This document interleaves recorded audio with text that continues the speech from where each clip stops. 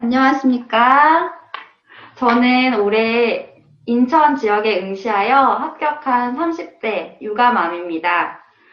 저는 2019년 출시에 처음으로 응시를 했었고, 이때 3월부터 공부를 시작했기 때문에 개론을 보지 못한 채로 바로 공부를 시작하게 되었어요. 그런데 이때 2019년 출시가 있었기 때문에 3개월 만에 공부를 하고 또 시험장에 가야 되는 상황이 되었습니다.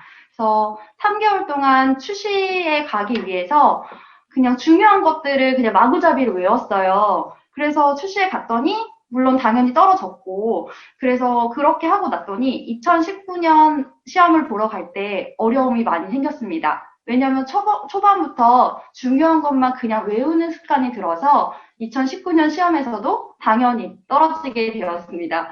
그런데 이때 마이너스 5점으로 떨어져서 그냥 5점 정도만 채우면 되겠다라는 그런 쉬운 생각을 가지고 2020년에 다시 응시를 하게 되었는데요.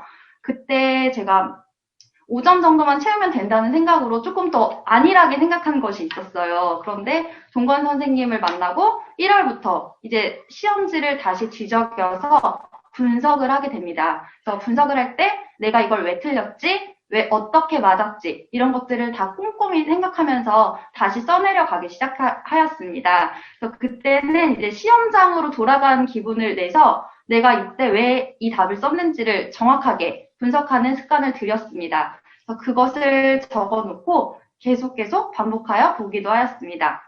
저는 유감함이라는 그 말 때문에 조금 처음에 어려움을 겪었어요. 그래서 합격 수기에 보면 나는 뭐 40대 유감함, 30대 유감함, 초수 합격 이런 말들을 보면서 사실 비교도 많이 됐고 좌절도 많이 했어요. 그래서 나랑 똑같이 유감함인데 왜 나는 이 시간을 지키지 못할까? 라는 생각도 많이 들었고요. 그래서 여러분들도 유감암이지만 아이가 어떤 연령에 있는지 그리고 자녀의 수가 몇 명인지 여러 요인에 따라서 자신의 상태를 조절해야 된다고 생각해요. 그래서 여러분들도 그냥 비교하지 마시고 유감암임에도 불구하고 뭐 아이가 혼자 화장실을 갈 수 있다거나 혼자 잠을 잘 수 있는 것과 또 그것들을 다 해줘야 되는 유감암은 조금 다를 수가 있어요. 그래서 물론 다 장단점이 있겠지만 비교하지 마시고 끝까지 열심히 하기를 바라는 마음에서 제가 이 자리에 서게 되었습니다. 그래서 저는 제가 합격 수기를 발표하게 될 줄 몰랐어요. 이렇게 말을 하고 싶지만 저는 사실 합격 수기를 정말 발표하고 싶었고 이것이 목표였습니다. 그래서 이렇게 이야기를 하게 되었고요. 그래서 유감맘님들께서는 비교하지 마시고 자신의 아이의 기질이 어떤지 그리고 이 아이의 패턴과 자신의 공부 패턴을 적절히 조율해가지고 계획을 해보시는 것을 반드시 추천합니다. 또 아빠나 할머니, 뭐 할아버지께 어떤 일을 부탁할 수 있는지도 조금 생각을 하시고요. 그리고 사실 조금 안타까웠던 건 작년에 코로나 때문에 이렇게 친정 어머니께서는 타 지역에 계셔서 제가 이렇게 오가면서 아이를 맡겨달라고는 할 수가 없었어요. 그래서 그런 것도 조금 더 감안을 해주셨으면 좋을 것 같아요. 그래서 저는 10시에서 3시까지는 반드시 시간을 확보하려고 노력했고요. 이 시간대가 어쩌면 그 시험을 봐야 되는 시간대였기 때문에 이 시간만큼은 꼭 지키려고 했습니다. 그렇게 했고 대신에 5시에서 뭐 7시, 9시에서 10시 이럴 때는 그냥 틈만 나면 가서 앉았어요. 그래서 아이를 남편께 잠깐 맡기고 아니면 뭐 TV를 보여준다거나 뭐 저녁을 먹게 하는 등 이렇게 다른 것들을 하면서 저는 바로바로 의자에 앉아서 1시간이라도 논술이라도 쓰는 버릇을 들였습니다. 그래서 그렇게 했고요. 대신에 토요일, 일요일은 시간이 나면 조금 더 밤 늦게까지 하는 습관도 들였습니다. 그리고 아이가 자꾸 놀아달라고 많이 했었어요. 왜냐면 제가 작년의 목표가 코로나로부터 가족을 지키자는 목표가 있었어요, 사실. 왜냐면 제가 공부를 하는 것도 하는 건데, 제가 공부를 하다가 만약에 아이가 코로나에 걸린다면? 이라고 생각하면 저는 다 놓아버릴 것 같아서, 아이는 일단 가정보육을 하기로 하였고, 대신에 이제 시어머니께서 바로 옆에 사셔가지고 조금 도움을 받았습니다. 그래서 제가 온전히 맡길 수 있는 시간은 하루에 5시간에서 6시간이었습니다. 그래서 그렇게 하였고 아이랑 놀아주면서 동관 선생님이 고시문을 녹음해 주신 그런 파일 같은 거를 이렇게 몰래 여기다 이렇게 이어폰으로 꽂고 있었어요. 그럼 아이는 엄마 이거 빼, 나랑 노는데 이거 뭐 하는 거야? 라고 얘기를 하면 엄마 귀가 잘 안 들려가지고 이거를 해야 된다고 하면서 맨날 듣고 있었어요. 그래서 그렇게 했고, 또 가끔은 이제 표 같은 걸 만들어가지고, 뭐 예를 들어 고든의 예비 오디에이션 단계, 이런 거는 빠르게 쓸 수 있잖아요. 그래서 한 1, 2분이라도 그런 거를 하려고 노력을 했습니다. 그래서 저는 작년에 이제 성취 가능한 목표부터 이뤄나가는 걸 목적으로 하였고, 그리고 코로나로부터 가족을 지키는 거, 그리고 전날까지 기본서를 보고 간다. 이런 신청으로 공부를 하였습니다. 그러다 보니까 이 목표를 토대로 계획을 다시 잡게 되었는데요. 제가 초수였을 때는 직강을 가야만 한다고 생각했고, 또 밖에 나가서 공부를 해야 된다고만 생각을 했었는데, 올해는 이것들을 다 바꾸게 되었어요. 그래서 직강이 아니라 인강을 듣고 밖에서 공부하는 게 아니라 집공으로 하는 거를 다 그냥 제가 바꿨어요. 왜냐면 이게 어쨌든 제가 시험에 맞춰야 되는 거지 시험이 저를 위해서 맞춰주진 않는다는 생각 때문에 모든 것을 다 바꾸게 되었습니다. 그렇게 하면서 이제 일단은 기출문제 분석은 동건 선생님이 가르쳐 주신 대로 어떤 범주에서 나오는지 그 제시문에 반드시 그 근거가 있는지를 보면서 공부를 시작했고요. 예전에는 기출문제를 보는 게 의미가 있을까 하는 생각을 했어요, 제가. 초수 때는. 왜냐하면 나는 이 기출문제는 다 알고 있고, 답도 알고 있는데, 이걸 다시 푸는 게 의미가 있나? 라는 의구심을 가졌었는데, 그게 절대 아닙니다. 그래서 기출문제를 꼭 잘 보시고, 동거 선생님께서 이제 기출문제 중에서 거기서 또 예상을 해주시니까, 그거를 꼭 잘 인지하셨으면 좋을 것 같습니다. 그리고 또 기본서는 반드시 보아야 되는 책입니다. 근데 제가 초수였을 때는 가끔 모르는 내용이 나오면 기본서를 들춰서 봤어요, 자세히. 근데 그런 거는 절대 안 되고 동건 선생님이 알려주신 방법대로 기본서를 분철하지 않은 상태로 저는 이게 아까 앞서 선생님께서 말씀하신 것처럼 전날에 난 이 기본서를 모두 보고 간다는 것이 처음부터 목표였습니다. 그래서 계속 노력을 했고요. 이런 시계를 구입을 했어요. 그래서 개론을 반드시 30분 안에 본다라는 심정으로 매일매일 보았습니다. 그렇게 매일 보다 보니 당연히 보는 시간이 짧아지게 되었고 제가 이런 것들을 한다고 말했을 때 이렇게 주변 분들께서는 30분 안에 보는 게 의미가 있나라는 말을 분명히 하셨어요. 근데 저는 제가 먼저 그럼 해보겠다고 그런 심정으로 끝까지 보았습니다. 그래서 그렇게 하였고 기본서에 저는 색깔 펜으로 표시를 잘 했어요. 그래서 첫 번째는 큰 제목을 이렇게 연두색 펜으로만 그어서 보고 두 번째는 소제목을 표시하고 그 다음에 동건 선생님이 알려주시는 밑줄을 그어서 표시하고 그 다음에 핵심어는 노란색, 안 외워지는 용어는 파란색으로 표시해서 매일매일 보았습니다. 그런데 어느 순간 제가 안 외워지는 부분에만 집중을 하고 있더라고요. 그러다 보니까 기본을 조금 놓치고 6월에서 7월 정도에 제가 그걸 깨달았어요. 어느새 제가 안 되는 부분만 계속 파고 있더라고요. 근데 그러면 절대 안 되고 전체적으로 훑어보셔야 됩니다. 그래서 이게 혹시 보이실지 모르겠는데요. 이거는 동건 선생님이 주신 목차예요. 그래서 저는 이 목차를 활용했습니다. 그래서 여기 보시면 목차 옆에 날짜가 있어요. 근데 이 날짜는 제가 이걸 본 날짜예요. 그래서 날짜를 계속 기록하고 혹시 내가 며칠 후에 이걸 다시 보게 되었는지를 체크하는 용도였습니다. 그래서 이렇게 쭉 모든 영역이 이렇게 다 이렇게 날짜가 나와 있고요. 그래서 처음에 이걸 하면서 제가 놀이 부분을 잘 모른다는 사실을 알게 되었어요. 그래서 놀이 부분에 그 중에서도 또 모르는 영역이 자세히 생겨요. 문화 이론, 후기 현대적 놀이 이론 이런 걸 모르더라고요. 그래서 이런 부분은 반복해서 보았고 이제 좀 조절을 하게 되었어요. 그래서 제가 이걸 해보니까 저는 일주일 정도가 지나면 잊어버리더라고요. 그래서 잊어버리지 않기 위해서 일주일이 되기 전에는 반드시 이걸 복습하는 것으로 하였습니다. 그래서 이렇게 하다 보니 이제 모든 게 다 이제 머릿속에 조금 정리가 되고 들어오는 느낌이 나서 그 다음부터는 조금 공부하기가 수월해졌어요. 그렇게 기본서를 보았고 유감맘님들께서는 최대한 주신 자료를 잘 활용하면 좋을 것 같아요. 그래서 저도 초수 때는 다른 사람 하는 것처럼 유감함 아닌 것처럼 공부해야겠다 해서 컴퓨터도 켜서 막 자료도 정리하고 단거나 자료도 제가 따로 만들고 여러 가지를 했었는데 절대 그럴 시간이 없고 아까워요. 그래서 동관 선생님께서 자료를 다 잘 주시기 때문에 그거를 정리해서 사용하시면 좋을 것 같습니다. 예를 들어 구조화 자료는 제가 처음에는 이렇게 고리에 끼워서 가지고 다녔어요. 왜냐하면 이때는 구조화 자료 자체가 익숙하지 않았기 때문에 이렇게 한 장 한 장 넘겨보면서 뭐 식탁에도 올려놓고 뭐 어디에도 올려놓으면서 계속 볼 수 있었고요.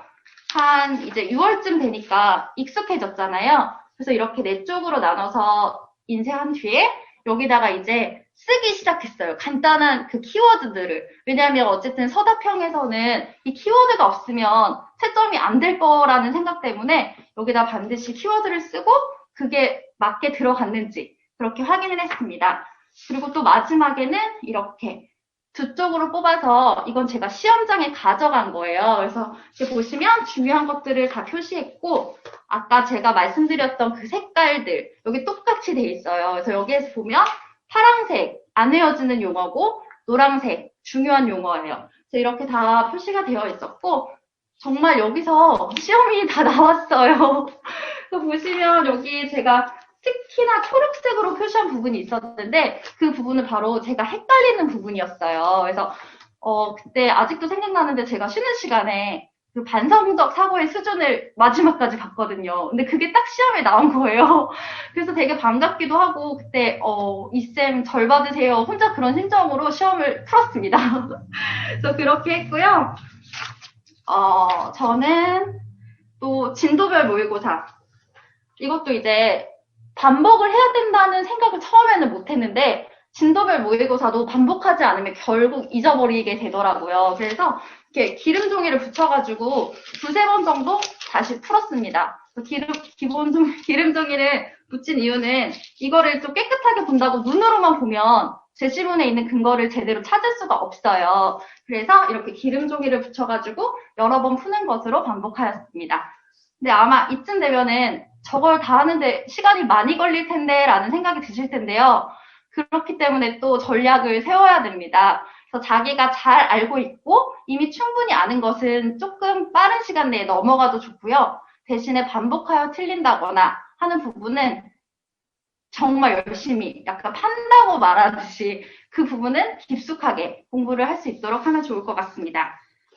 이렇게 하고 저는 진도별 모의고사를 하면서 제가 어떤 실수를 하는지 정확하게 파악하려고 노력했어요. 예를 들어 기역과 니은 중에서 높은 수준을 찾아라. 그런데 제가 문제를 읽다가 니은을 찾는다든지 말도 안 되는 실수를 하는 거예요. 그래서 이때의 목표는 그냥 내가 몰라서 틀릴 수는 있을지언정 이런 말도 안 되는 기호 가지고 실수를 하지 않는다. 이런 걸 목표로 잡았어요. 그래서 시험장에 갈 때도 그 목표를 세워서 가게 됩니다. 그래서 여기다가 이렇게 한 장으로 정리를 했는데요. 그래서 여기 보시면 가의 기억을 찾아라, 교사 발문을 찾아라, 유아 발문을 찾아라 이런 말들이 써 있어요. 그래서 정말 말도 안 되는 실수를 막을 수 있도록 노력하였습니다. 그래서 이렇게 하였고 이제 모의고사를 풀 때도 진도별 모의고사와 같은 패턴으로 실수를 하고 있는지 어떤 유형을 모르는지 이런 것들을 계속 반복하여 풀었습니다.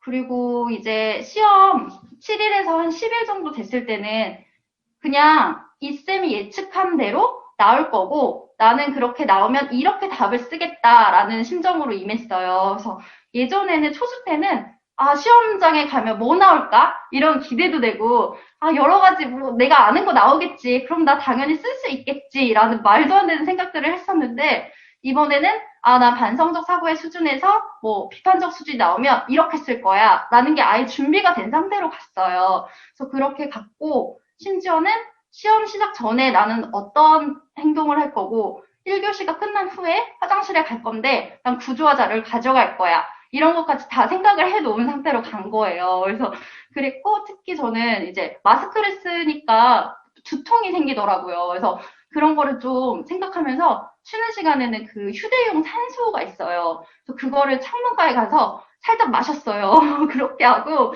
또 시계도 2개 가져가고 하나는 이제 시험 풀 때 제가 초수 때 진짜 실수했던 게 뭐 10시 반에 시작이었나? 이렇게 애매하게 시작하잖아요. 10시 40분인가? 그래서 그때 애매하게 시작을 하는 거를 보면서 아 이게 몇 시에 끝나는 거지? 또 막 중간에 막 계속 체크를 하게 되는 거예요. 그래서 무조건 정각으로 시작한다. 그래서 딱 10시에 맞춰놓고 딱 시작을 하면 끝나면 되니까 그래서 그런 방법들을 사용했고요.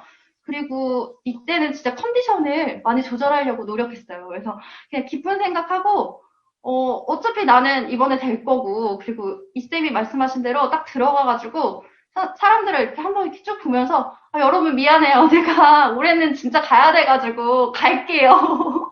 그래서 혼자서 그냥 사과를 하고 시작했어요. 그래서 너무 창피한데, 네, 그렇게 했습니다. 그래서 약간 근거 없는 자신감으로 이제 또 2차까지 가게 되는 상황이 됩니다. 그래서 이렇게 했고, 시험이 끝난 후에 가채점을 할지 말지를 이제 또 고민하게 되었어요. 근데 전해는 아예 시험지를 보자마자 시험지를 어디다 던져놨어요. 아예 보질 않은 거예요. 그러다 보니까 2차에 대한 내가 준비를 해야 되나? 라는 생각도 들고, 의욕이 없어요. 준비를 해도. 그래서 이번에는 채점을 하고, 아, 이 정도면 만약에 컷으로라도 붙는다고 해도 나는 가야 된다라는 심정으로 임했습니다. 그래서 여러분들도 한번 생각해 보시고 좀 판단을 하셨으면 좋을 것 같아요.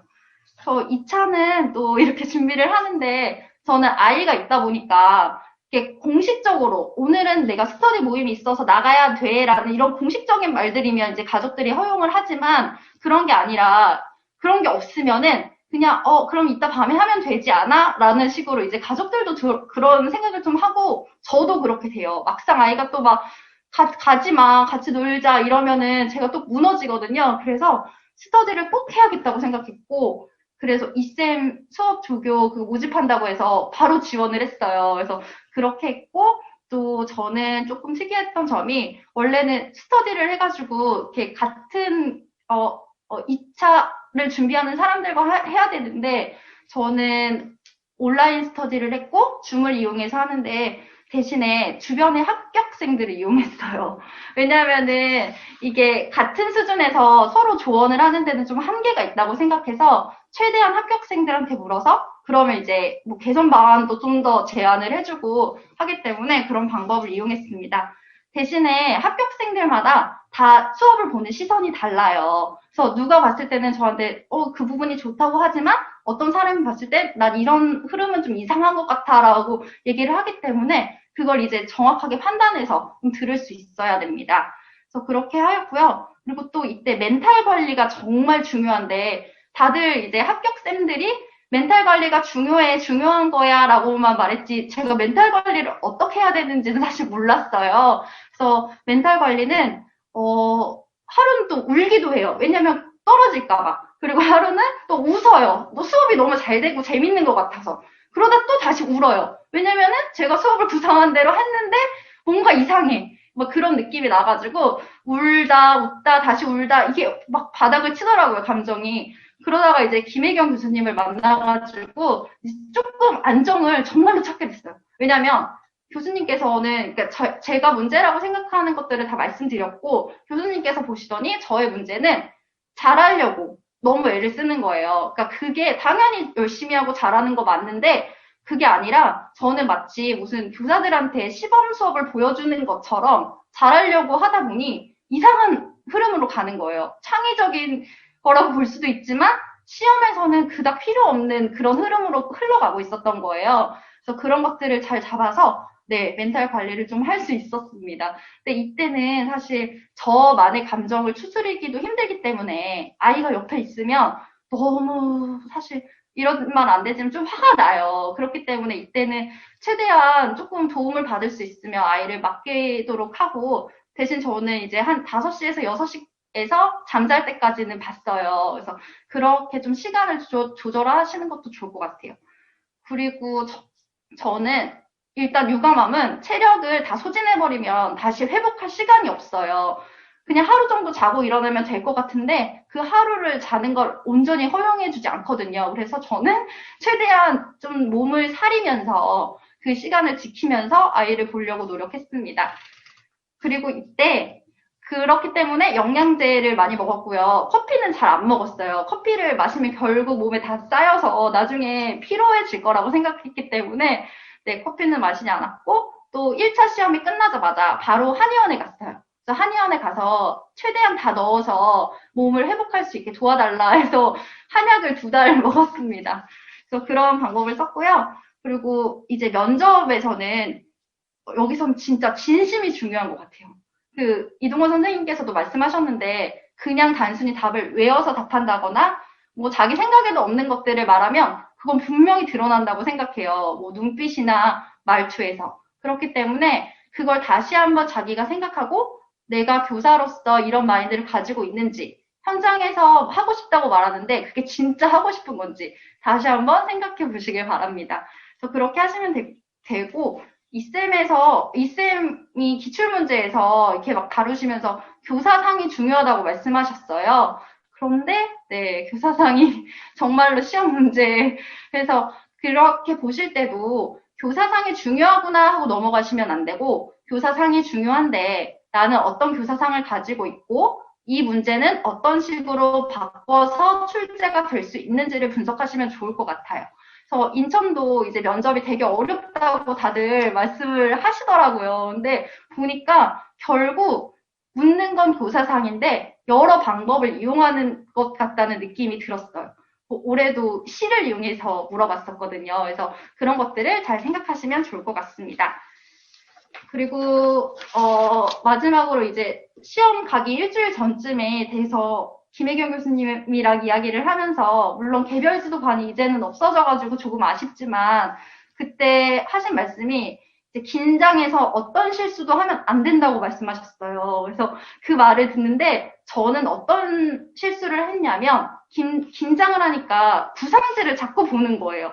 근데 저는 구상지를 보는 습관이 저한테 있는지도 잘 몰랐어요. 근데 보시더니 왜 구상지를 봤냐고 물어보시더라고요. 그래서 저는 근데 사실 이유가 없었어요. 그 구상지를 보고 나서 아, 다음 흐름이 이거야 라는 걸 알게 된 것도 아니었는데 계속 습관적으로 자꾸 확인을 하더라고요. 그래서 그런 습관을 알게 된 후에는 이제 고치게 돼요. 너무 신기하게도 누구한테 지적을 받으면 이게 스스로 아, 하지 말아야겠다라는 생각이 의식적으로 들기 때문에 그걸 고칠 수 있어요. 그래서 그렇게 자신의 습관을 정확히 파악해서 하지 않도록 하는 것이 필요합니다. 그래서 저는 이때 이야기를 듣고 나서 며칠 후에 시험을 봤는데 시험에서는 한 번 구상지를 봤어요. 그때 왜 봤냐면은 이제 마지막에 조건 처리를 잘 했는지를 확인하기 위해서 딱 5초 정도 확인했습니다.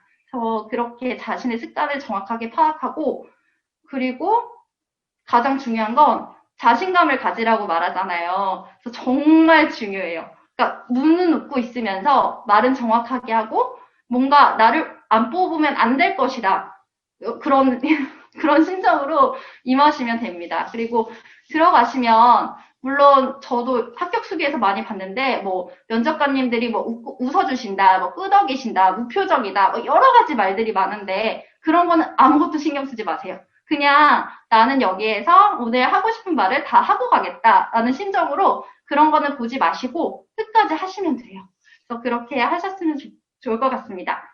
시험이 끝나고 나니까 정말 너무 기뻐요. 왜냐면 합격을 해서 합격을 해서 이제 다음날부터 뭔가 되게 새로운 세상이 열릴 것 같은 느낌이 드는데 또 막상 그렇지가 않아요. 왜냐면 아이를 봐야 되기 때문에 그동안 잠시 맡겨뒀던 아이랑 다시 관계를 또 회복하고 놀다 보면은 또 몸을 추스릴 시간이 또 없어요. 잘. 그렇기 때문에 네. 그렇지만 너무 기쁜 건 아이도 그걸 그대로 다 감정을 다 받아들이기 때문에 너무 좋아한다는 거예요.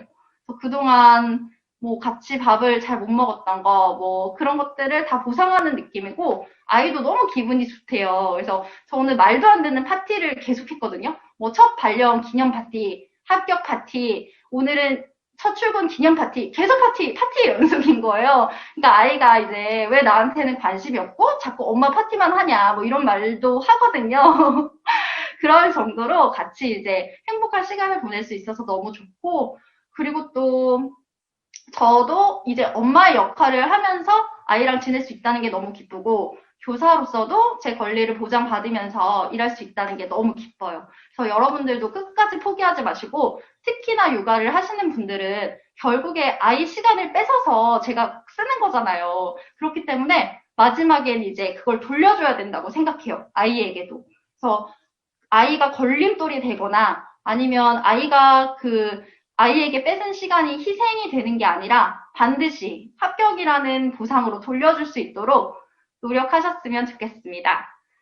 고맙습니다.